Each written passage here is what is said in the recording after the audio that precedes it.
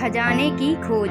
एक गांव में एक रामलाल नाम का एक किसान अपनी पत्नी और 4 लड़कों के साथ रहता था।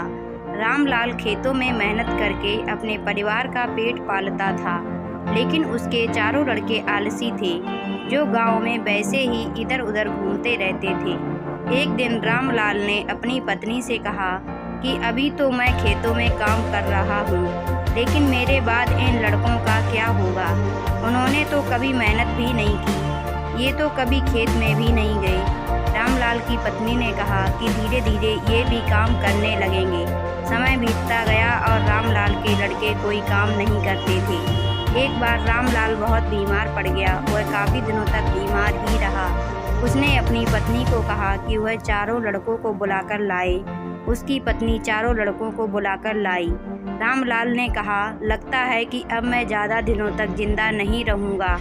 रामलाल को चिंता थी कि उसके जाने के बाद उसके बेटों का क्या होगा, इसलिए उसने कहा, बेटा, मैंने अपने जीवन में जो कुछ भी कमाया है वह खजाना अपने खेतों के नीचे दबा रखा है। मेरे बाद तुम उसमें से खजाना निकालकर अपने आपस में बांट लेना। यह बात सुनकर चारों लड़के खुश हो गए। कुछ समय बाद रामलाल की मृत्यु हो गई।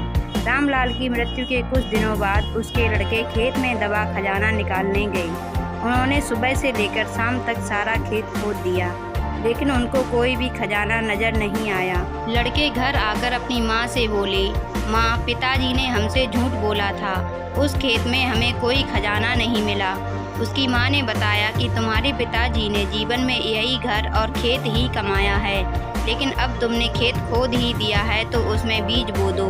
इसके बाद लड़कों ने बीज बोए और माँ के कहे अनुसार उसमें पानी देते गए। कुछ समय बाद फसल पक कर तैयार हो गई, जिसको बेचकर लड़कों को अच्छा मुनाफा हुआ, जिसे लेकर वह अपनी माँ के पास पहुँचे। माँ ने कहा कि तुम्हारी मेहनत ही असली खजाना है, यही तुम्हारे पिताजी तुमको समझाना चाहते थे।